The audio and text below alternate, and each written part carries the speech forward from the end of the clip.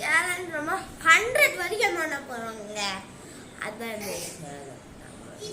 இப்போ வந்து நான் திருப்பி ஏறுறேன். அந்த தாட்டி ஈஸியா ஏற முடியும். நான் என்ன தடவிட்டு பாத்தீங்கன்னா அதனால ஏற முடியுது.